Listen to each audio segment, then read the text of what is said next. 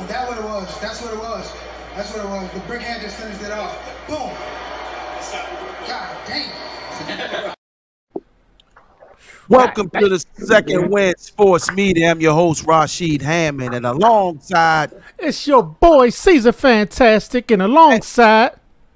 El Niño de Oro, Junior the Golden Boy up in here. Go ahead, give me my thought. What's the combination I said that was going to start all the trouble and end it? Let's take a look, shall we? Let's take a look, shall we? Boom. That's what it was. That's what it was. That's what it was. The brick hand just finished it off. Boom. God damn. Under over, like you said, man. Under over. You definitely, that was definitely what we was going with. We was saying it was going to be an under over shot, man, last night, man.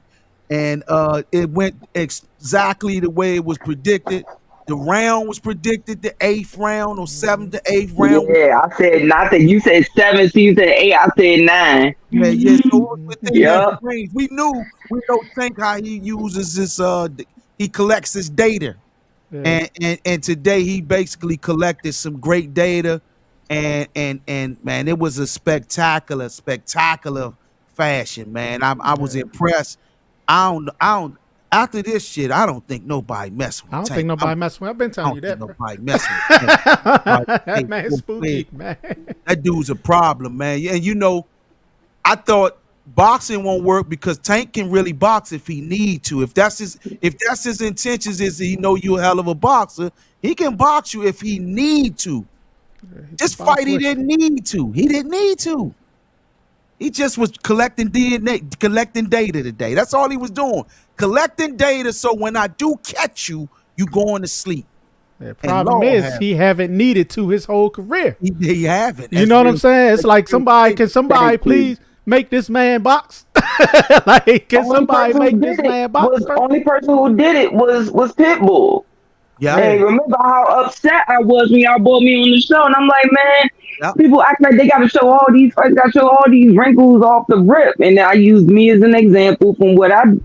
How the great James Baker slowed me down, and with Tank, I used Tommy Hearns. Remember how Dad said he was in the amateurs, he boxed all, and he was not known as a power. He boxed on his toes, all of that, and then soon as he got a little stronger and made sure started unlocking how to, his right hand and everything, he was putting everybody to sleep. He didn't have to box until, and Mansour told him before the fight, it's going to come a point where Rays might buzz you, and then we're going to wind up changing the dance. And we saw, and everybody like, oh my God, Tommy getting boxed today. And Ray was like, yes, he getting boxed. Like, it's especially back then because amateurs were on TV. You saw Aaron Pryor on TV. So it's like, y'all forgot that quick, huh?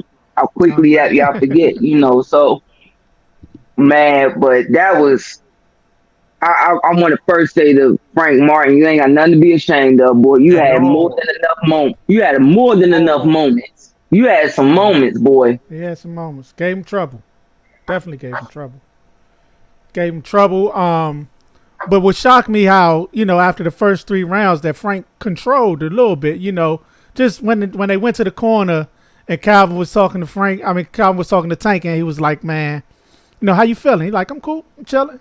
Just the calmness in that corner. I'm like, oh, he locked in. He locked in. He got this. He collecting data. He going like I thought. First 4 rounds gonna go easy. Frank. Tank going just be collecting his data. He gonna started picking up around round 5. Start cooking. But I did want to say salute to Derrick James, bro. He hell of a trainer, man. He started telling Frank early, and kept him on the game plan, because at first we was talking about like, is he going to go get too excited at the moment, be too big? And he was like, look, keep moving, don't let this thing be too big. He was, tell him don't get comfortable. Because, that's one thing Tank do. Tank will let you first 4 rounds, and he let you get comfortable, and you start thinking you better than you are. You know what I'm saying? And then he catch you, boom. Tank was telling him, don't get comfortable, and don't let none of this get to you. you got this or whatever. So salute to him. Hell of a trainer, man. No wonder he won so many coach of the years, man. But Tank. What you think, Uncle She? All I can say is God damn. Because after I get both of y'all, then I'll go. You know what? Me personally, I believe that, like I said, he collected the data like I predicted as well. I knew, but I heard the Frank's trainer, Frank's corner asked him, what hurt?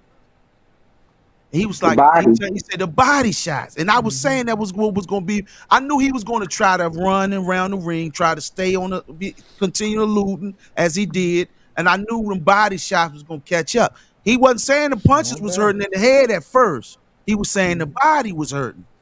So Tank was taking advantage of that, was catching it with nice shots. That's why he was getting at that ref. That ref kept trying to say low. He was like, man, I ain't throwing no low punches. Yeah. That's right there. One was low, but it was a pro low. Man, you know, we know what I mean, but y'all don't know because Uncle She know. You know, but when you was an amateur, he sparred pros. Where if you want to rough your guy up without being dirty, like there's a line between roughing a guy up and being dirty. Yeah. Calvin told Tank, start roughing him up now. Yeah. And you started to see the body shots go from skin to trunk. So what you do is, it's like a respect thing. Like I'm gonna start, it's like almost hitting the guy in the hip, right? So if I'm gonna hit a guy in the hip, it's not low. You know, like if the referee's on the other side and hit you in the thigh, it ain't the groin. If I hit you in the hip, mine is on the cup, but I'm wearing your hips down. So what he did was, of course, you know, at that level, all them fighters wear winning cups. Right. So he shot it right at the winning logo. Right there. So that logo is like the cup kind of rise up just a little bit, but nothing serious. Mm-hmm. So everything, and it's still just like we're gonna go from the skin right here. All right, this one I'm gonna go right there to the pelvis. Right there. That's a pelvis shot. Like, all right, now I already hit. Cause look, you already hit him in the gut, hit him on the abs and everything. Then he went to his hip. He went to that behind the elbow. Then he's like, all right, now I hit you in the hip. Now I'm gonna go to your pelvis. Hey, keep it low, keep it up. No, that wasn't low. That's just rough you up type shot. Just rough you up. Right on the belt line. Mm-hmm. I had to learn that, John. When them pros start roughing you up, and it's like, man, I know I'm better than this guy. Like you could be in there with pros that you know you're better than, and you moving around. Then they start hitting you in the hips, hitting you in the thigh. They just dropping their weight. And it's like, man, what the hell is going on? You start to get frustrated. Like, what is happening here? Am I in the twilight zone? I know I'm outboxing them, but I feel like I'm losing the round. Right. Because they just wear you down. And he did exactly what Calvin said as soon as Calvin called it. Mm-hmm. It was beautiful. It was a beautiful art, man, to see. I just like the way Calvin and them strategized with Tank. It's like a second nature relationship that they have. Yeah. Him in the team with him, Kenny, and all of those guys. They listen, man. Yes, indeed. Dudes, mad scientists, man, of today. Like they know. It's like they know. They don't got to say much. Right. They just say the right things. Right things, exactly. Because the corners, they wasn't saying much. They were just saying the exact right things. Like exactly. Like how he said, start roughing them up. Go ahead. You all right? You got it. You got it. You know what I'm saying? Real calm, real collected, just no stress, no nothing in that corner. Just, all right, go ahead. You know what to do. Rough them up a little bit. All right. What you guys think is you next? ready for me to cook?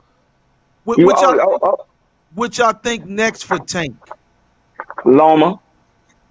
You think that's I don't think the Shakur fight is gonna happen. I think it's gonna be Loma because Loma's slightly on his way out the door, but not like, I'm about to, like, he ain't letting people know he's gonna retire. Like he slightly said it with the Devin fight, but when you get to that age, it's always like, well, the door is halfway open, even though he's fighting well. Yeah, and I think with his last performance, they're gonna try to push to make that happen. You think Bob will let that happen? Yeah, it's the right time because either way, It doesn't mess up. Loma's It doesn't gone. mess up. Yeah, it doesn't mess. Now, back in the day, it was a little bit of apprehension on both camps. Like, I don't Yeah, want Tank to get exposed, or I don't want Loma to get exposed, or and we got money to make on both with this yeah, climate that we in with Right. these fans. One loss, they're gonna act like they're gonna dog them in the press, act like they was never good in the first place. So I think it's Loma. I don't think it's Shakur. I think it's Loma first before yeah. anything. And we'll see how that. We'll see in the coming next 3 months how that, or 3 to 6 months, how that unfolds. Yeah, I just worry that Bob will want Loma and Shakur for itself first. I don't see that making any money. Nah, I don't either. That's what I I'm don't saying. But either. you know how Bob is with like trying to keep it in house. So I I, think I, that that's I'm worried. That's what I'm worried about. that's where that's why I didn't really think. I mean, but I did see headlines of them mentioning that Loma might be possibly next. But I'm trying to figure out Oh, the if, tweet. Yep. Yep. on the tweet. Yep, and I'm trying to figure out how they're going to negotiate this. But I think Bob will work with Gervonta Davis and their camp. Now that Floyd, now it must be real. I mean, it must be real. Floyd didn't show up today. Yeah, Good. yeah. It must be real. It must be real. Good. It must be real. I think they didn't parted ways. Him and the homie parted ways, man. From from from Good. from Floyd. I think Floyd's days with Gervonta as well as Leonard Ellaby is over. I think it's real now. I thought it was a Let that boy publicity stunt. shine. Man, he got Let to that get out boy there, man. He shine. got to get out there, boy. Yeah. he Man. got I, I, everything. He got everything to be greater than what Floyd is, man. Yep. now, this is my thing, and I know Uncle She, you still want me to break down the fight and everything, but I just want to say this real quick. It's I've always been a fan of Floyd as a fighter, and how he's helped fighters. But we live, like I always say, we live in a generation where, and some old heads are like this as well, where because they do these great things, their misdeeds seem like you can't speak on that. It's almost like, oh, you forgot about how I'm this, that, and the third type of thing. I didn't want to believe other fighters telling me that he wants to see you do good in his event, but never better than him. You know that old saying, Yeah. certain friends want to see you do good, but not better than them. Yeah. And it really bothered me when Tank was coming up, how he would snatch the mic from him, and then not wanting him to talk, like he was embarrassed to have him talk. Yeah. And then to do it to Carmel, and Carmel so infatuated that it's Floyd, it didn't bother him. He was just smiling like, man, it's Floyd. You just put it, you just this reported. But when he gets older, I think it will start to bother him more, just like any other young man turning into a grown man. But he gotta go. He gotta go, man. And let this kid shine on his own. You should be one of those people that be like, from afar and clapping for this boy. Right. Instead, why would you post another? You did this crap yesterday. You posted another billboard saying cancel. For this Right. kid's heart. That's some Why hate would you ass. do that? Yeah, That's the some hate, hate Why ass would shit. you the do hate is that? crazy. The Some hate is hate ass crazy. shit. Yeah, And we Floyd, broke Why? up. It's just yeah, like this cancer. ain't nothing. This ain't nothing new with Floyd. That's the way Floyd. When we was kids, I used to tell my friends about how he was. So you know what I'm saying. That's the way he is, man. As a person, fuck. You know. That come from insecurities Yeah. of what he been through. So, dudes Yeah. think. Which is So, crazy because look at where he's made it. You shouldn't right, even right, feel that. Of course, right, everyone has a slight insecurity, but man, right. look at where you made it to. You shouldn't have that insecurity be that extensive to It's go right. that long, at all. You too great for that. You're too great for that. Real talk. And it's about the youngest time, man. Listen, man. The records are meant to be broken, man. And legacy. Okay, you great. You listen. You've been so busy battling the greats before you. You know what I'm saying? To the point where you don't want nobody battling the ones that coming after you. You know what that is? That's a form of karma that you worried about. Mm. You know what I'm saying? How you sitting here talking about how you're greater than Sugar Ray Robinson and all and Sugar Ray. Sugar Ray Robinson and Tommy Hearns and Ray all them with a dog walked him. So you know, you mentioned that, right? You know, you bring that up, but it's somebody right now that might possibly be greater than you, and we don't need them to be 50-0 to do it. Yep. Because if Gervonta Davis keep doing what he's doing, he's going to be one of the greatest boxers that ever put on a pair of boxing gloves. And I'm not just saying that based off of today's performance. I'm saying that just based off of how this young man analyzes his opponent. Listen, Floyd Mayweather was a great boxer who played it safe. And I love Floyd for that, though, as a fighter. He was a great boxer. Yeah. The mission is to get hit, to hit and not get hit, but the mission on the marketing level for Gervonta Davis is to get you up out of there. So his knockout ratio is tremendous, and it's like and connectivity accuracy. It's a matter of time, though. It's like, damn, you sitting there like, I know what's gonna happen. Yeah. You know how you be like, you ever seen a knockout guy got knock everybody out, but it never happened. Like one fight, he just be off. Yeah. Gervonta ain't showing Tank, me you that just yet. like, yeah, I know it's gonna happen. He gonna catch him eventually. He's gonna set him up for something. But going back to the Floyd joint real quick. Oh, I'm sorry. I just want to say that. You know what it is? I don't think it's that. I think it's also is him. Well, other guys who are knockout artists, you like a little bit with Tyson. You knew when Tyson was a technician, you knew it was coming sooner or later before he became a headhunter. Mm-hmm. But with certain power punchers who knock out people, you like, oh, you know it's coming, but you don't. It's like, oh, it just happened. Yeah. With Tank, because of the accuracy, you can see a symptom of it in round 4 and know, here we go. Here it comes. Starting to cook. He's starting to cook. Like Chavez. Remember when Chavez was stopping people, breaking guys down? You like, oh, Lord, here we go. By round 10, it's about to be a wrap.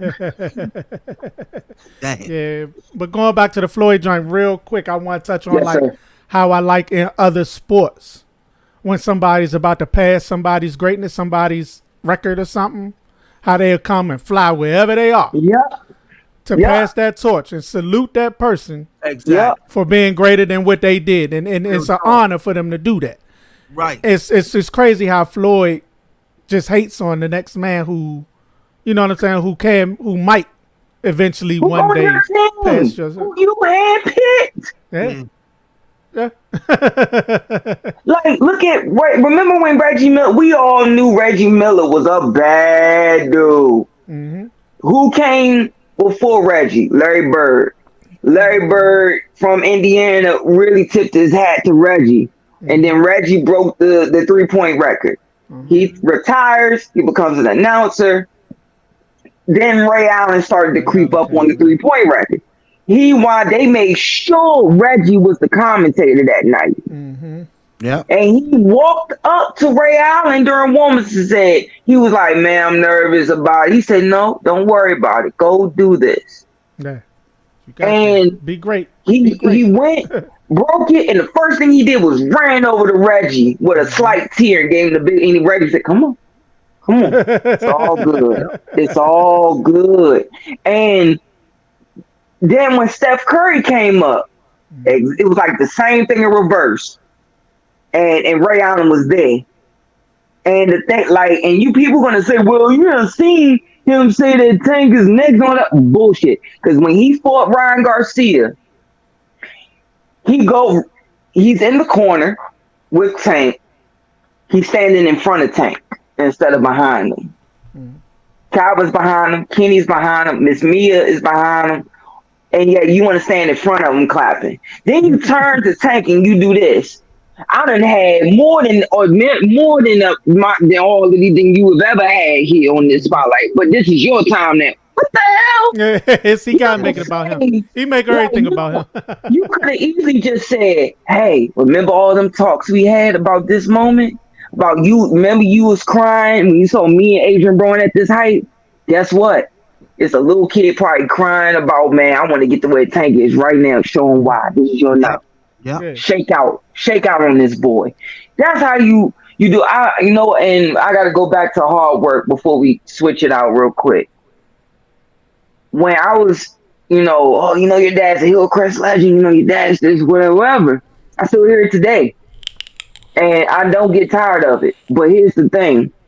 My father will come to fights and don't want to be seen. Not like don't want to be seen, but like he gonna see you and show love. He gonna see you and dap you up.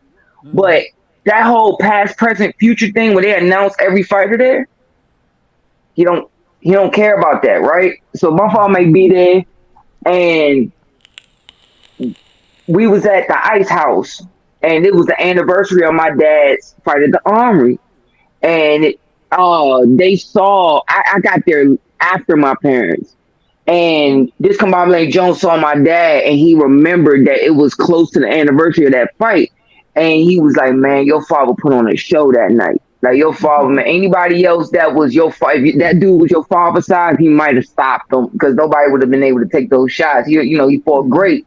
Like speaking highly of, he said, I'm gonna mention your father's name, and Dad heard it. They were like, and they sat down."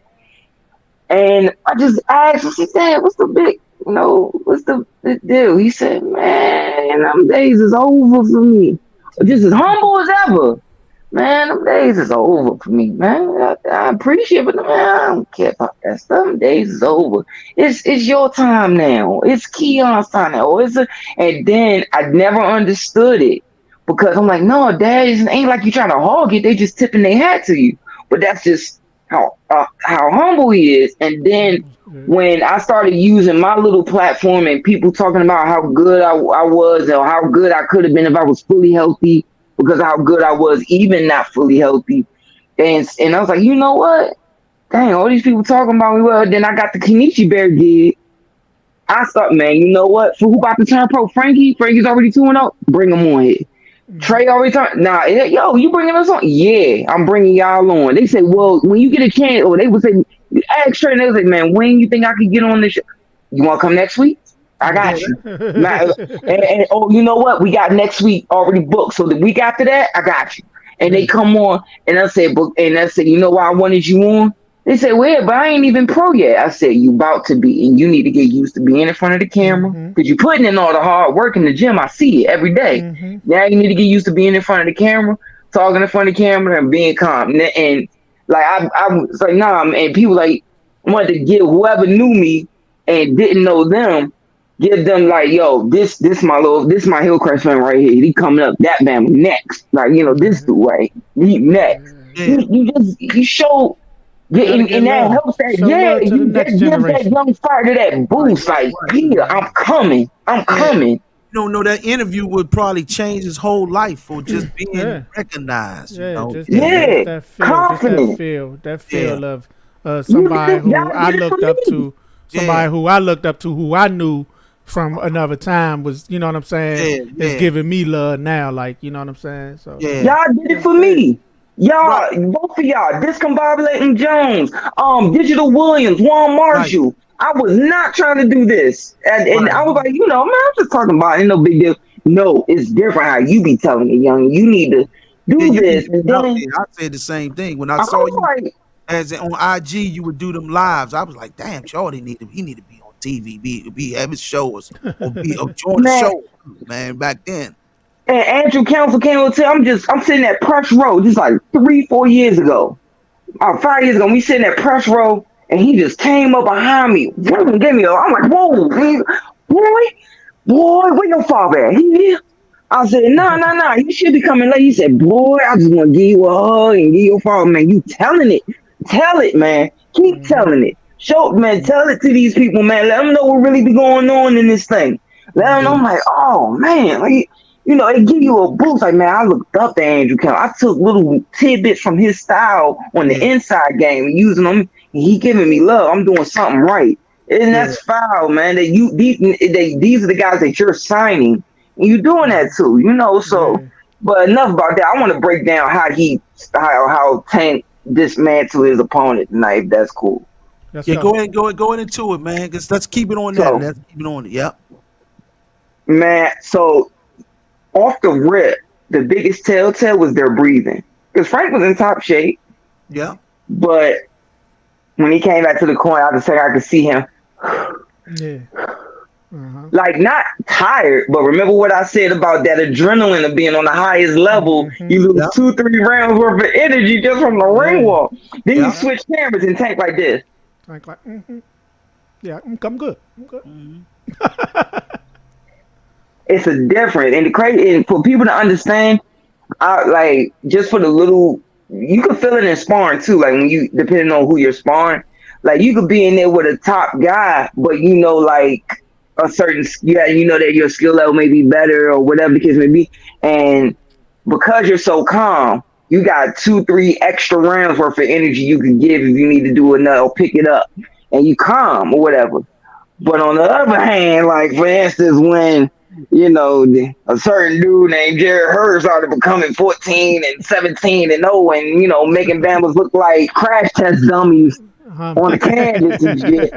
And you and Uncle Nesto did not love me that day. He wanted to say my little ass in there, and you know, and I swear by that second round, I'm like, it just off the anxiety of shit, he done gotten a lot better. He's gotten a lot better. He's cutting off the ring pretty good. Why is this ring so goddamn little? Come on, man. It's messed up when your anxiety gets so high that you thinking in your head, "Oh, this is the ring, man. If this ring was 20 by 20, he'd never catch me." So you could see, like, that was the first thing. Right. And Frank was, in my opinion, couldn't have boxed no better than what he did. It was just experience, and he just outthought you because he been there, done that, whatever. And as the fight went on, he sat on the stool, and Derek James, who kept him as calm as he possibly could have the whole night, told him everything right, everything. He said, "How you feel?" "I'm cool." And he said, "Is anything starting to get to you?" He said, "Nah, just a few of the body shots." Yeah, that's what I was talking. That's what I heard. That's what he said. He said, "I'm cool." Yeah. Anything starting to get to you? "Nah, I'm good. Nothing at the head, just a few of the body shots." The body shot. That's what I said. Oh shit! I heard the same thing. And you could see Tank inching from the first round. My mother called and said he's inching little by little closer to Frank. Closer, yeah. And sometimes he's freezing in position and giving Frank, because sometimes Tank has a habit of pull, and when you pull too far like this, if you pull too far and go back, you have nowhere to move until the sequence is over. The best thing you could do is either catch and bend at the waist and roll with your eyes up. And you will see that's when he started getting the glove scrapes on his cheekbones, because that's when Frank started to he'd get him to freeze his position off his activity, and then boom, he'll land something extra at the end of combinations and everything. But you starting to see this brick get there. But I saw that some of them bricks that Tank was throwing, because for y'all that don't know, that's watching, when you throw power punches, it take way more out of you to miss than if it would have landed. When you miss a power shot, it don't seem like it, but trust me, it's true. When you throw a brick and it miss, it takes way more out of you than if it would have connected. And him throwing those bricks, at one point I saw Tank have to then he calmed it, relaxed it, and then he went right back to what he was supposed to do, like a true professional. Went back to the shotgun jab. Went back to just remember what I said about certain things that you do can take time off the clock. What we call milking the clock, where I sit there and, especially somebody like me, which I had to learn. I used to speedball, and that used to sometimes catch up to me. And I started learning how to milk the round. Sugar Poo started helping me and stuff like that. Man, milk the round. Like, no, what about this? He said, no. You already went in the round. And like I said yesterday, faint, walk this way. Boom. And you saw Tank do this. But he didn't faint or walk. But what Tank did was faint, but he kept his back leg planted and just moved his front foot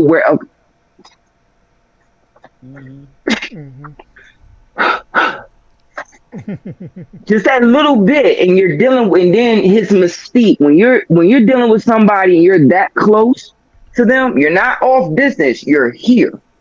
And you got somebody that's known like Tank with explosive power punches exploding out of nowhere. That just that little, or even somebody like Roy Jones. Man, what Roy Jones did to Bernard Hopkins at RFK Stadium. He was so worried about Roy's speed. Roy just doing this made Bernard go and then try to go in. That's what he did with Frank, and then bought him time. Next thing you know, 10 seconds gone. Then he do this with his feet, boom, then another 5 seconds. Boom, then he go ahead, stab, little quick jab, boom, little, all right, now I'm gonna throw another brick. But he really would throw a brick and only throw it at 70% power, but just get his attention. Because you know Frank, because he would throw it and Frank would still be like this. Every time Frank would move, he would do this, which was smart. He would open, but I wish he would have opened the glove up, but he would have his hand up right here whenever he would go to his right, which was real smart. But the mistake that I saw Frank started to make after the rounds went on, them body shots started to get to him. He started going one way. Yeah. He went from, I was like, oh, he's doing beautiful. I can't take nothing from him. Right. Once them body shots started to creep in a little bit, Direction. he started going the same way, which is a huge think Derek told him, like, look, man, you going the wrong way. Okay, you can go that way, but don't continue to keep going that way. Change it. Boom. Then he would get. Then he started letting his back touch the rope too much. He kept doing an O pattern. So if people don't know, there's a C pattern where you go boom boom, go this way, boom boom, walk back, get a lateral movement. But there's an O pattern too, and that O pattern is when you see like what Frank was you going in the same way all around the ring. But he didn't even do like side to side, side to side, back off. The mistake Frank started making was he would go to the corner and then give him the foot feint. Give him a foot feint, step. That was beautiful. But why the hell you doing it with your back on the rope? Like you are literally leaning on the rope. Not, oh, I got cut off. Let me do it now. No, you're practically leaning on the rope. And now you're doing, Tank ain't letting your ass out. He gonna let you out with a 2 piece and a biscuit, then he gonna let you out. Yep. And I'm like, you supposed to grab him, put something out there, or move his glove, because he did something smart where he would pin Tank glove and shoot a body shot. I wish he would have did that a little bit more, but he did it a couple times beautifully. But you see, like, you just knew as Tank going on, like, okay, I already got him going backwards. He's doing good things, but he's also starting to make what's a good mental errors. Yeah. And those mental errors are gonna catch. I'm gonna get them later. The mental errors, I'm gonna get them later automatically. He's doing really good things. He's not fighting like Rolly, just reckless, nothing like that. He's not doing he wasn't really repetitive stuff early. Yeah, he wasn't none of that. But he started making the mental errors as the fight went on. That was like, okay, it's gonna get to him later. Then when he heard him, when he finished him off, when he got him on the rope, when you watch it, he put him here. And at first it was the overhand that made him dip. Then that's gonna be on the back of the head. Now there we go. Then once he lifted back up, he went on. The only thing that he did that I was wrong on, he threw under and over, but he didn't do body head. He went boom. He already threw the body shot beforehand. So the up went right to the chin. But the smart thing was he realized that, which is really innate of him to do it at that moment. He realized if you watch the tape, he did this and came over top.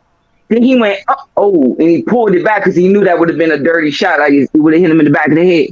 Now, why would he pull back? You got like, what? Come on, shit. You know why? Why did Tank pull back from that second when he went boom and he went and stopped? Why would he stop knowing that it was going to be on the back of the head? What was the telltale sign? He's looking at the canvas. Man, you tell it, man. You tell it. Yeah, I'm going off your analyst. He's looking at the canvas. Your analyst. I'm mine. So with Frank, if he's pulling, if you're going to throw the shot and the man dips his head, Yeah. And the first one landed clean, and then you was gonna throw the second one, and you stopped. That's because you looking at the back of his head. You know that was gonna be a dirty shot.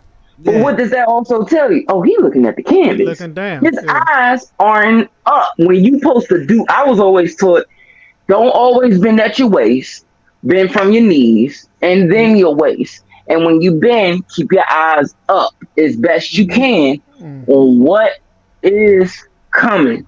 So when he did it, you could see the second time Frank's head. His head wasn't like this, but his head was like this. See, look. Oh, dang, that was right there. But you could see as he's doing it, his head is looking like right at the freaking logo, looking at Tank's shoes. Hold on. From Martin, I want to see that left to the body.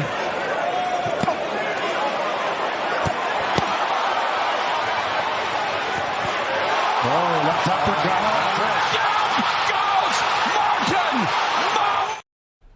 You see him hold So it how back, his head was here, like this, yeah. and then the second shot lifted him up, and then that's when that shot lifted him up, and then the instinct, because the thing was though he did a good move by putting his foot here, whatever, but you should have did it and then threw something there and like really brought and then lock him up, and just turn around, drop your weight and nice and calm. But when he did, it lifted him back up. And then he went right back to it again to dip his head. And then that's when he ran right into the uppercut. And that's what started the trouble. Because he was so hurt that when he got hit by that uppercut, his senses were still connected enough. His heart was still there enough. And him being in shape was still there enough that he fought his way to his feet. Like he went, his body disconnected. And it was like, no, stay up. And then his hands did this. His hand, remember the whole time he been stepping to his right, he did this each time. Yeah. And that time he disconnected enough to where he couldn't bring his hands up, and then all right, he's going right to it, and that was all leverage. That was all My God. He put everything in that shot. He put everything into that whole sequence. I mean, my God. Even in mind it, like listen to him, man, right here, man. Briefly, man. Listen to this. Boom, that's what it was. That's what it was. The brick hand just finished it off. Boom. God damn. Yeah, that was brutal. That was Hey man, so now I'm gonna ask y'all, man. The Tank got the best uppercut in boxing, man. Yes. Right now, yes. Especially if not in the game, at least with the little guys right now. Yeah. I don't see one. It's what it do. It paralyzes people once you when you get really hit with a flush. It's gonna paralyze you. It kind of breaks you down when you get hit with a flush on the chin. And I knew some shot of that nature was gonna come. As I was watching Frank move around, I said, "Listen, that damn Kenny Ellis is a wild dude, man. Wild dude, man." and y'all be thinking he be joking. When he be doing his he'll call it today's pre-fight analysis on Frank Martin. He has a elongated face. I say, oh my God. I knew he was gonna go back to that. So he really be serious. He really be analyzing. Dead ass. Man, I'm trying to tell you, man. That dude don't be playing when he be saying that shit, man. Him yesterday, he analyzed him at the weigh-in. He was like, he looks a little drained. Oh, we got something for that too. We gonna drown him. So Kenny and them, they treat this thing like war. Kenny and Calvin treat it like war, man. They treat this boxing like war. I knew that end was coming when Tank started getting inside with little resistance. It wasn't as much resistance. Good point. And like you said, when Frank started, it was like he was walking corner to corner. Corner to corner. He was all around the ring and corner to corner, just trying to stay away. I said, oh, he felt something. Yeah, the body shots was hurting. He felt something. He don't want to engage no more. He trying to survive. So Yeah. that's what I knew. Oh, go ahead. Remember the press conference? The first one, the one when he had on the red when he was. Yeah. Remember, Tank kept doing like this. Yeah. He told him what he was going to do to him. He was like, he was playing with him. I said, that's what he letting them know. He going to the body, gonna come back up top to the head with the left hand. But remember, just to solidify what you just said, then remember that sparring clip came out where he was sparring the big dude, and he threw that exact thing. Non-stop through the whole clip. Kept throwing it in sequence. It showed the IQ, bro. He know what's gonna be there. It's all set up. It's all planned. He got it mapped out. But I also want to say this to Frank: if he happens to see this clip, you were beautiful tonight. You got to do something I wish I could have made it to. Yeah. You have nothing to be ashamed of. Nah, if you feel like you should be ashamed of it, go watch a tape of Ray Boom Boom Mancini versus Alexis Aguayo. You were Boom Boom Mancini. Boom Boom Mancini would have beat anybody else that night. But Alexis Aguayo just thought a couple moves ahead, been at that level for a while, and he wound up catching up to the young guy, the guy who's been up there for a little, that hasn't been up there as long as I have. And that's all that happened tonight. And right now, if anything, you need to walk with your head held high and watch everything that's going on around you from the time you got out that ring to the time you got to the dressing room to the time you got back up there to your hotel suite. Watch everything in everybody's body language. Yep. Because that's going to tell you who you need to keep around, who should have never been around, and who need to stay around. That's real talk, man. Real talk. Fact. Real talk right there, brother. Yeah, Frank boxed a hell of a fight, man. He had a hell of a fight. Like you say, nothing to hang his head on. He came in, took it to Tank for real. He was giving Tank wonderful work early, like, and against damn near anybody else in the division, like. He showed that he belonged. He showed that he belonged in that division. He showed he belongs up the top. He shows he belongs on that stage. Just that Tank was the better man. I mean, that's all. Real talk. So let's briefly talk about Gary Antoine Russell's fight today. Oh shit! Let's briefly talk about. Let's make this brief, man. Let's give your. Do you think he? I think he won. I think he won. Think he won the fight.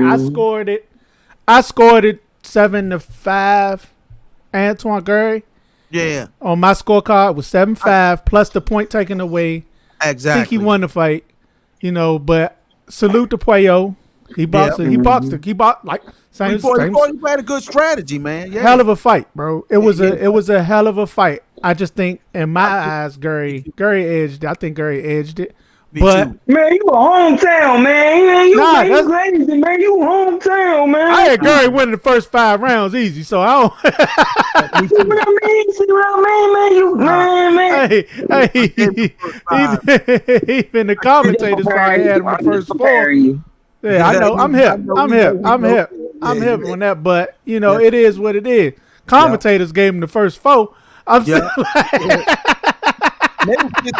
and they was hating on the man the whole fight. They was pissing me off the whole fight. They was pissing me off.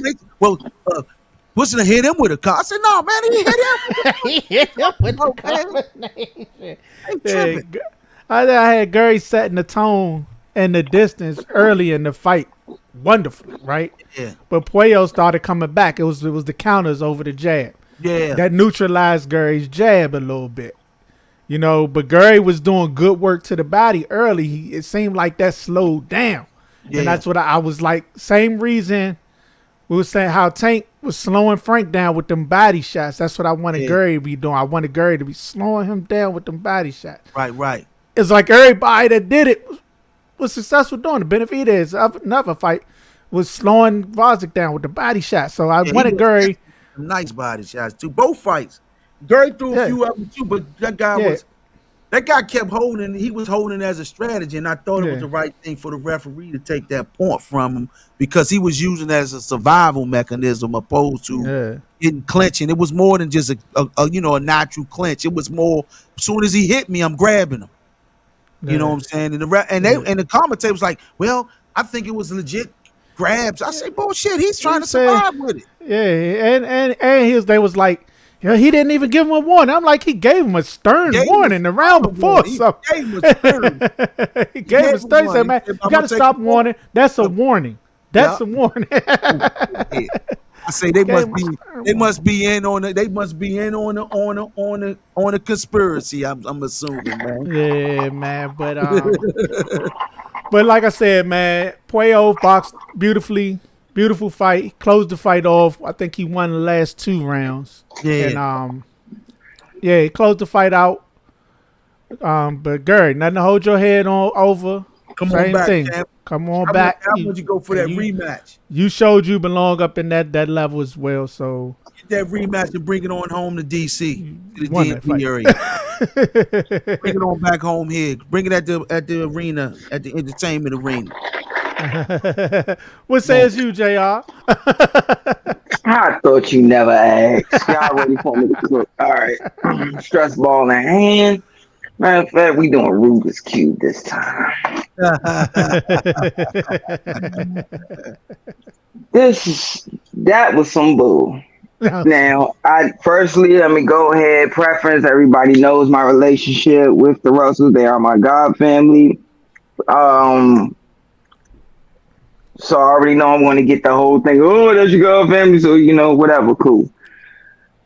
Look, Tweezy did. I'm going to first say everything that Tweezy did wrong.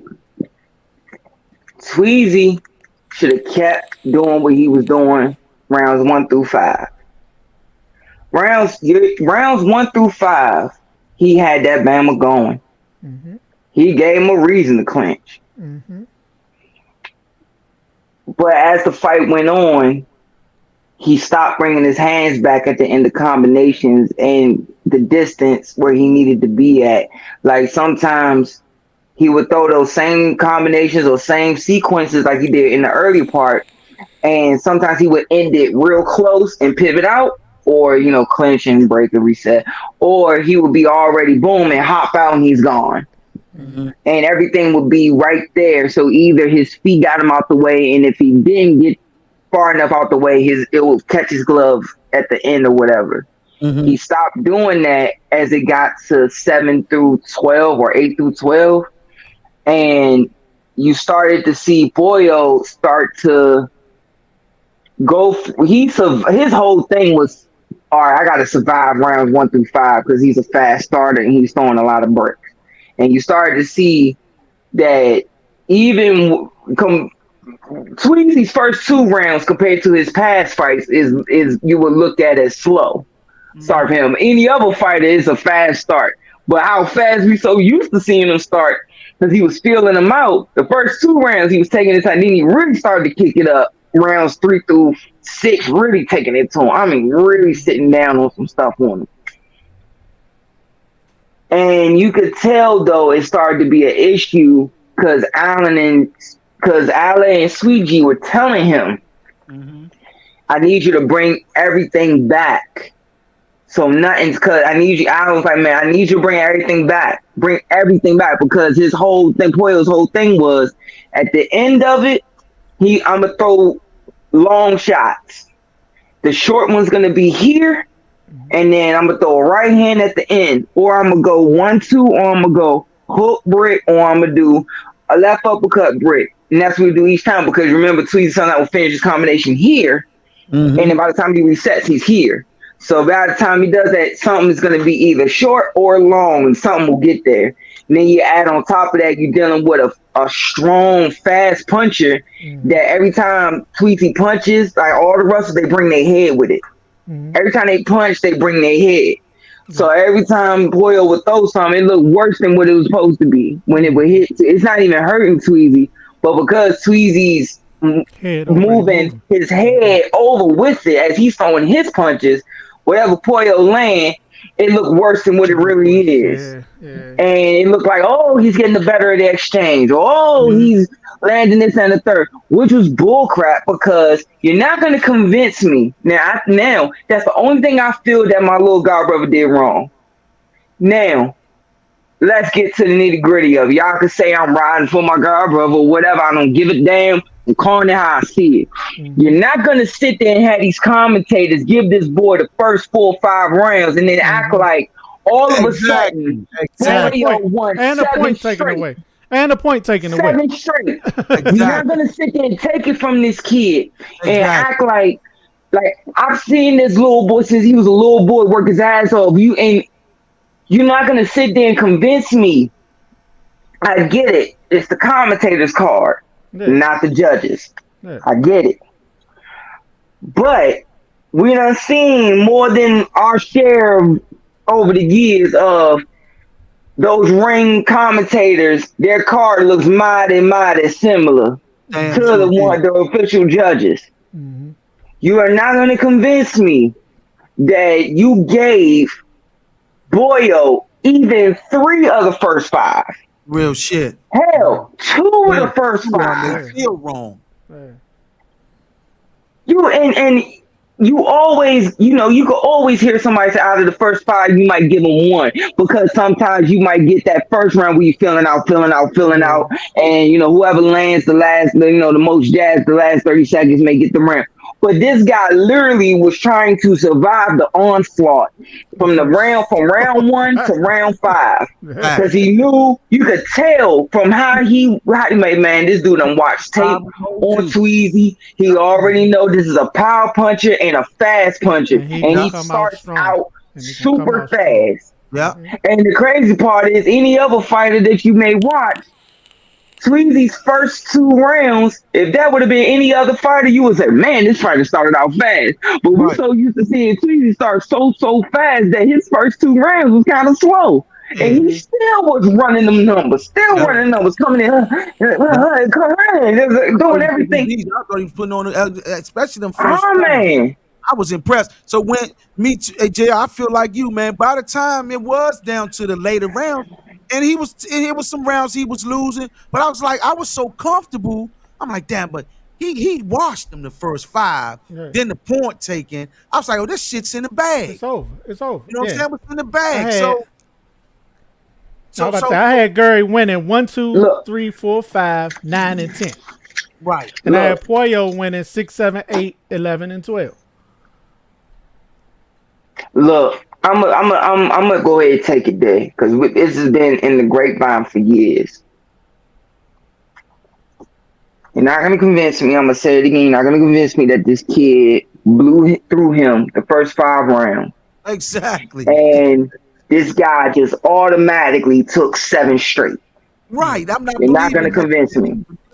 You're not even gonna convince me that it's a draw. Because he got a point taken away. So now I need to know if they took a point away, what was the scorecard? Was it 9-9? Right. Was it 8-9? What was it? 9-9.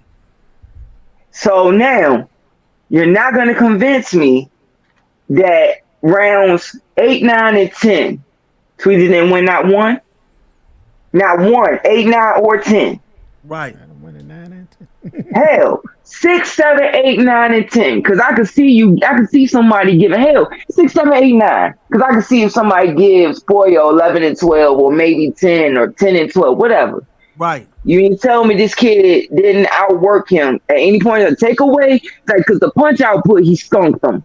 Yep. But we all know that as the fight went on, Pollo would land 2 extra shots at the end of combinations. So sometimes a judge may be like, oh, well, he's coming. I like he's ending the combination with a clean shot, whatever. He won that exchange. I gave him that round. All right, cool. But you're not going to convince me you did that for 5 straight rounds.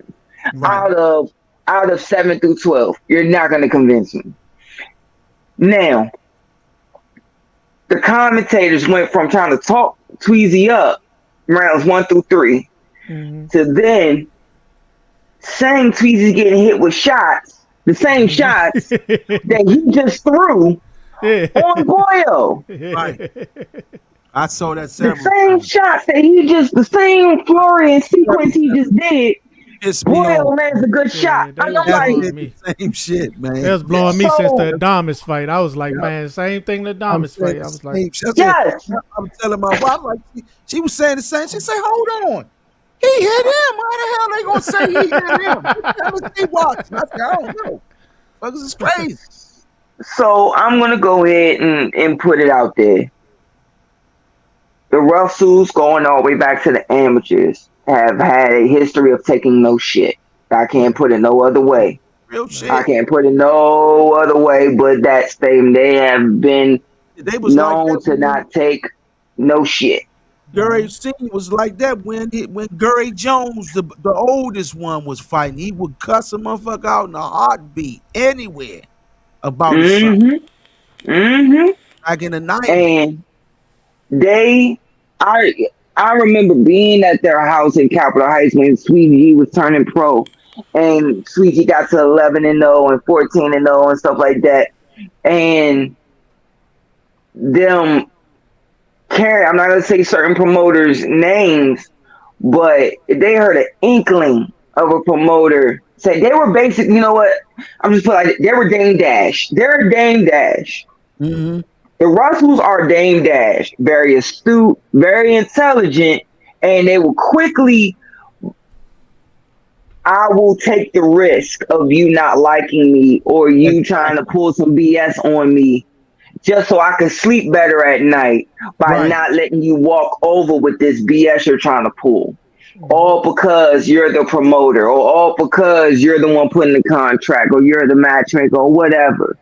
And I'm telling you, now you gotta remember now, I'm not just, as Big Gary would say, that's my godson, that's my baby boy, you know, whatever. Mm-hmm. I also was around some of these promoters. These promoters were telling me, man, you think you talk to your own man, they ruffling feathers, man. A lot of people don't want to deal with them. A lot of people don't like them, and then when Gary got the title, it really got bad because they were so happy that he lost to Loma. But when he wound up getting that shot with Johnny Gonzalez and knocked him out in the first 2 rounds, oh hell! Because remember, Gary started working the belt. He knew how to he set it up to where, you know, after all them sparrings and all them fights, amateurs and pro, all them injuries, he's trying to preserve himself. So he did all right, I got to defend my mandatory. If nobody is there to fight or make a big fight, I'm just going to fight my mandatory, get my 1.5 million, and I'm going home. And ain't shit y'all can do about it until y'all get this belt off of me. So they try to squeeze shit out of Gary and try to make him do this. He wasn't budging. That ruffles feathers because you're not playing the game. Right. Sometimes that ruffles the feathers because you're not playing the game. And then the sad part is he's the one who got the ball. The ball is the WBC belt. So he took his ball and he went home.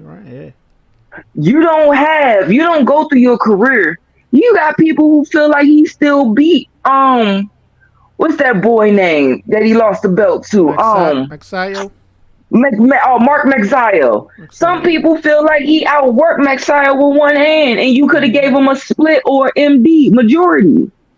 Some people feel that way with Gary, and I was like, I could agree. I could see if you give it the next day. I could also see if you give it to Sweet G for 2 rounds or 1 round. I could see it, especially because it's all how I grew up. It was you had to really beat the shit out the champ or knock him out to get the belt. That's how I grew up. The only fighter that slightly changed that narrative was Ray Leonard when he fought Hagler. You know, and so it was they got the belt off of him, but that don't change things. Like I remember when he was trying to get fights with fighters, one of them being his old amateur rival, Leo Santa Cruz, when Leo Santa Cruz was hot. And he said, all right, I'm gonna go to your father and get the fight. He went in, took a picture with his father, and they took that. Even Showtime took it and ran with it like he was threatening Leo Santa Cruz's father and all this other mess. Like, no, it wasn't even that type of party. So now you got all these younger siblings that everybody know coming up behind you. It's like, okay, if the fight's close, you lose. Like, and y'all gotta understand something. Yes, I know y'all gonna ride me because, like, man, Cigar Brothers videos of you training with them for years. Yes, I get it. But I'm keeping it as tall as I could keep it for y'all. I'm gonna give you an example. I'll never forget Gabriel Rosado went and fought Martin Murray in his home country, hometown, home stadium. And when he came out his dressing room, somebody yelled, hey, Gabe, good luck. Hey, thanks, bro. So, you're already down 3 rounds for nothing, right? Mm. What's the boy name who got mad at the Olympics and gave everybody the finger? Oh, who's covered? He beat the slop out the boy and was covered in blood. Conlon, Mickey Conlon. Mickey, we're out there and go look at the interview. If y'all think what I'm saying is that far fetched, go look at Mickey Conlon when he went to the Olympics, and he beat this guy 3 different other times. So they get there, he's sitting there in the tunnel before it's time for them to get their name called, and he walked to the ring, and he said, and the coaches are going back and forth, little banter. He says, what do you think? He said 3-0. He said 3-0. He said, you really think you're gonna beat my kid 3-0? He said, yup, it's already set. Yeah. And what happened? Mickey Conlon went in there and beat the brakes off this boy the worst. And he tried, because he said when his coach told him, he said, I had to go for the knockout. That's why you see so much blood, because he's trying to destroy that kid. And you remember in the amateurs, you're not allowed to bleed. Mm-hmm. You're not allowed to bleed in the amateurs. As soon as you have any blood, stop. Go to the corner, they wipe you. If it's too bad, they wave it. And if we go look at Mickey Conlon, he is drenched in blood. And they still wouldn't stop it. Next thing you know, they give the joint. You see Mickey Conlon go through it, took his joint off, and then he did that infamous interview after the fight where he said boxing stinks. It's rotten from the core to the top. It's over this and it. So you're not going to sit there and convince me that maybe the powers that be say if the fight's close, it's over. Because look at how Frank, go back to rounds 10. 11 and 12, Uncle She. Go back to it, Big C. You could see Allen get pissed off, and Gary was like, yo, Gary was calm, but like stern with him. Mm-hmm. But Allen got up on the apron and said, yo, pick it up, because like you can't convince me that them two who are calm and cool, They know. Man, if this fight close, they're going to take it from this boy. Yeah. Don't forget this just happened to the big brother. He got robbed, too. Yeah. Gary Russell Jr. got robbed big time, too. Same thing happened. So it's something up with and man, I do thank them for giving recognition to the great late Gary Russell Sr. Yeah. But I think it was all. I mean, and please, I don't want to dilute the award, because I have nothing but respect. I know Gary Russell Senior since they first came to the boxing gym and trained his son. I was a part of that history during that time frame. I was there when they went to Midtown and trained there, and I saw Gary come out of nowhere. Him and Clarence Vincent fought, so I know the history. Yeah. So what I'm saying is, I think they still felt bad about robbing Gary Russell Jr. But I think the reward is worthy. The reward is over-worthy.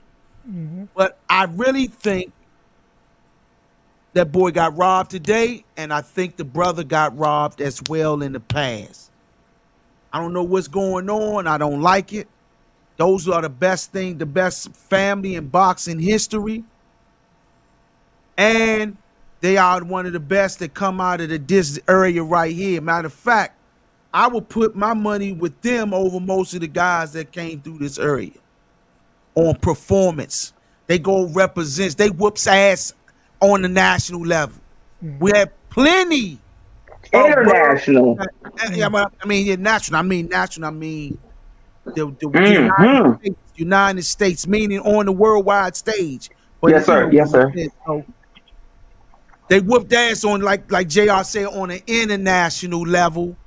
We had plenty of representatives come out of this city When they get out of the city and they put that shit on the national, international stage, they choke like a chicken. The Russells will be the ones that represent us to the tip, to the utmost. They don't choke. They bring that shit. No. So, Facts. but we gonna switch topics, man. Good on Real quick, Uncle C's, before you switch it. Let's hurry up, man. Do y'all believe? Yes, sir. Do y'all believe that bull? Like, do y'all believe through the grapevine? What I was told, what I heard through the grapevine was they were planning on leaving if they didn't get their proper due and proper shot. And all of a sudden, they wound up getting this stage, and then it was like, no. But it could be true backstage, like, and then it's not supposed to be publicly known type of thing. Yeah. And then all right, let's just add that to the list. And then they pulled this mess on this kid, Yeah. So it's unfortunate. I believe that. I do, but I don't want to speculate that. You know what I'm saying? I don't want to speculate that. Yes, sir. I don't. Yes, sir. C said the same thing as you. You and C said the same thing. That man, I respect it. Now I don't think it's a wrong suggestion to bring up at all. I just don't really know how true and valid it could be. It makes no sense to lose money for great fighters like that and push them to the side. I don't care how much they piss you off. Those guys are money makers and they're household names in the sport. It's very like self-inflicting of you to do that to a fighter that's with you, if that is the case. And I don't personally think that's the reason for this situation that's happening. I think the sanctioning bodies, because the judging those are those people's judges. Yes, sir. That's sanctioning body judges. That's you know what I'm saying? They had to go through the training to become that judge, and they got different criteria to meet the judge around. So I think that's part of the sanctioning body of the conspiracy, if anything. You know what I'm saying? Which I don't want him to get that bill from Devin. I think it's some PBC PBC. I don't really. I never seen I don't see PBC as being the ones that do that. I just don't personally see that. I don't see them. Yeah, I understand. I understand. I've seen it done. I've seen Bob Earn do some shit like that in the past. I just don't, and Don too, shit. But I don't see PBC. I think PBC likes the bottom line overall. Personally, I think they do, but I don't know. Might be wrong. Yes, sir. All right, let's go ahead, step. My bad, Uncle Steve. Benavidez. My bad, Uncle Steve. No. Hey, JR, you straight, bro. I just want to keep it moving. Yes, sir. Just I see the numbers, and it's time to move on, man, and get off. That's all. It's getting late. Yes, that's sir. what it is. People falling asleep on us and stuff, So let's do it. It's okay. So Devin Benavidez. David Benavidez. David. That's what I said. My thing freezes up when I corrected it. So you know what I'm saying? I think I think he started off. I think he started off good. Like Benavidez started off good. Wasn't getting no opposition coming inside early, right? It was like it started off real easy. He was giving Golovkin. God, Vosdick. I'm Golovkin. Just say the nail. The nail. He was giving Vosdick, giving him good body work, pressuring him, and everything early. Like the body work was good, gracious, man. And he started cooking about round 4, right? I think Benavidez started cooking round 4. He had good head movement. That's what shocked me this fight, right? His head movement, defense was sharp. Really improved defense, and he was giving Vosdick real good work early, but seemed to slow down a little bit later. Round 8, slowed down a little bit, let Vosdick get a few rounds or whatever. And one thing I wondered was how's his power going to translate as he move up. Mm-hmm. Really, it really wasn't the same. Like, and this is a big guy. It's a big guy. You know what I'm saying? But it wasn't the same. Normally them shots will break you down eventually. You know what I mean? But up here, it really wasn't. Vosdick he just kept coming. I think the power is enough to carry into 175, but I don't think it's it's that dominating as it is at 160, 168. You know what I mean? But I think he got enough pop. He stunned him a little bit in like what, round 2? He had a little bit of shaky. He had a little bit of shaky leg a little bit. But so I think the power cool is good enough, but it's a lot better at 68. All right, I'll make this quick. I want to tip my hat to the Neil. He did beautiful. To come back from 3 years off. First fight was 6 rounder, second fight 8 rounder. I think. Oh no, first fight was an 8 rounder, second fight was a 10 rounder. You know. Now this tip my hat to him. I like the way he made David have to adjust a little bit and show his wrinkles. He, especially with the glove control, he started pushing David back. Started moving. Both of them were doing a lot of beautiful glove control. Where they would move their gloves here, get in between the glove, move this glove here, move that glove here, get to his shoulder, push him this way, move his shoulder here, move that glove so I can get here, and boom, boom, control. Oh, I mean, that was beautiful for somebody like me. I love that. Right. I did not expect Nail to look that big. He was Nail huge. looked big. He was huge. I said, like, man. we never said that in a David Benavidez fight. Yeah. We've never said that. Think about that, y'all. We've never, in no David Benavidez fight, has ever said, man, this guy he's fighting this big. Yeah. That dude was big, though, man. Yeah, and ripped. Yeah. And strong. I said, and sturdy throughout. And I feel so upset at the commentators because they've gotten so spoon-fed from David, running his numbers and breaking the smaller guy down and moving on to the next fight or getting this pay-per-view over and done with. That they didn't even sit there. Like, oh, I expected more out of him.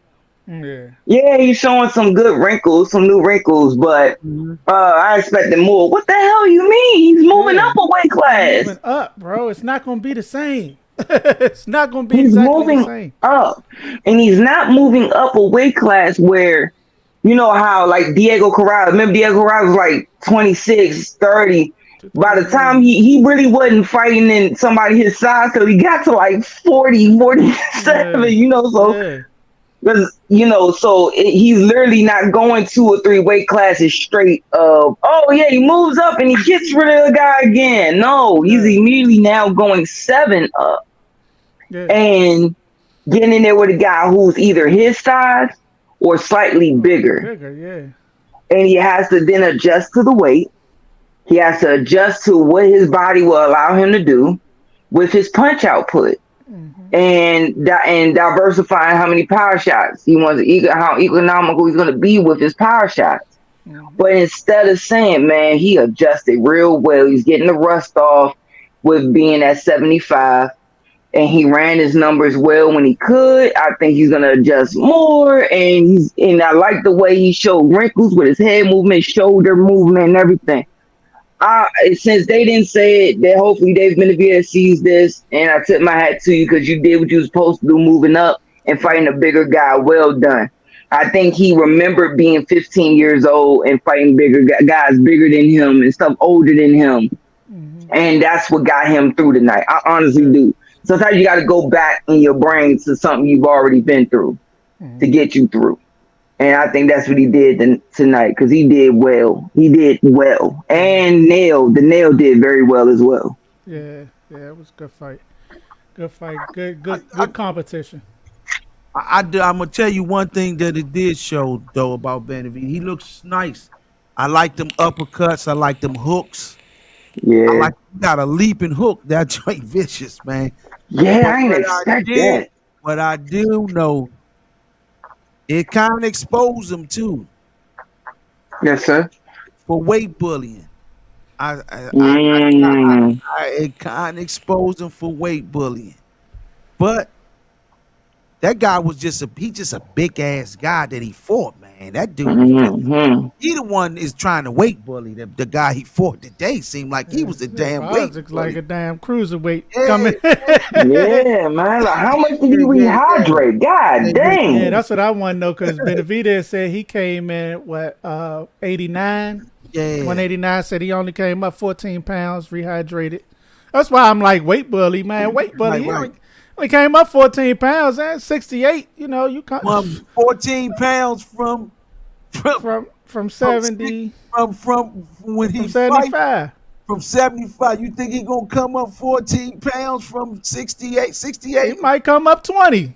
Look, Shit, Devin yeah. and Ryan both came up 20 their last fight. Shit, I ain't gonna, they 140. He ain't gonna be They just moved 15 up. pounds when he fighing 65 and 68 or whatever. 68, he gonna come up probably. He come up to like 20 pounds. Do y'all think the nail was 195 or 193?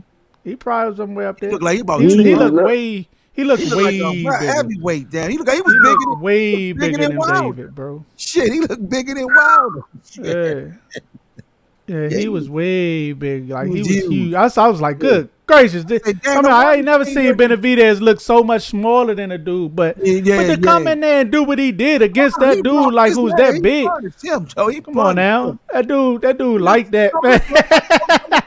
All right, listen, I'm a hands down now, and I told you today, I'm a converted fan all the way fully. But I tell you this. Canelo still beat his ass. Go ahead. See, I knew he was gonna say it. No, he wouldn't, Joe. No, he wouldn't. Not at 68. Canelo would have beat the shit out of him. Not at 68. Not at 75. Not at 68. Not at 75. No. Hold on now. I'm gonna be devil's advocate for both of y'all. 68, he ain't touching Benavidez. Yeah, but 75, he might wind up them inactivity, them spots in between where he ain't throwing a lot. He starts ripping and ripping and ripping. Canelo ain't Vosdick. Canelo ain't Vosdick. Them shots that he was hitting Vosdick with will hurt Canelo. What Canelo will hit him with will hurt the shit out of him too. And he more. Guess Make what? Make the fight, man. Make the fight. Guess what? That's all I can say. Make that fight, Joe. I can't wait, man. Another boxing IQ, we're not gonna even allow him to do that leap, all that leaping shit. He ain't doing that against Canelo. He do that against everybody. He ain't doing that. He gonna hit Canelo with it. And go to sleep. Canelo gonna be looking like Frank Martin. He tried that and you got it backwards. He tried that leaping shit with Canelo. His ass is gonna get knocked out. I hope he go in there. That's the first thing he do first round. Leaping shit. Night. Man, he gonna break that shit down. I'm trying to tell you, man. Canelo, bro. And stop telling you. And the sad part about it to me. Sad part is Canelo crying because he's too big. He's too big. So he know he ain't fighting him at 75. Can we get through this? Because I want to go to sleep. No, we gonna argue about this till the morning when the sun come up. You know what's crazy? Benavidez is perfectly made for Canelo. The timing, everything. We know this is not gonna happen anyway. Let's move on. Because the dude he caping for is scared as shit. He's scared of the fight. No, you know what? Since y'all don't want to do this, all right. So this is what y'all want to do. No. Hold on, y'all. So you know what? Uncle Sheed, all you got to do to shut these up and say David Morrell. All you need to do, Uncle Sheed, to shut Uncle Sheed up and say, you know what? 68, he gets smashed. Now moving on. Sorry, fans. I don't give a fuck if he 40 and 54. He still will whoop his ass. He ain't beating that dude, man. That dude was a weight bully on. Weight bully, man. That man wake that me. I tried. Everybody watching, I tried. Y'all. Come up to 75. Podcast, everybody. We moving on now. I will fight you here, man. He looked so much smaller. He looked so much smaller. He looked that much smaller against the light heavyweight. And you gonna call him a weight bully at 68? He looked like a 68 fighter. Man, at 75. That motherfucker look like a heavyweight that he fought. Vosdick about the same size with Beterbiev. Nah, yeah, you look man, like we got one more fight to go. Stop. He the same size as Beterbiev. man. Everything's fine. Man, make that goddamn fight happen. Make the fight, bro. That's all I can say, Joe. I'm All right, over you it. know what?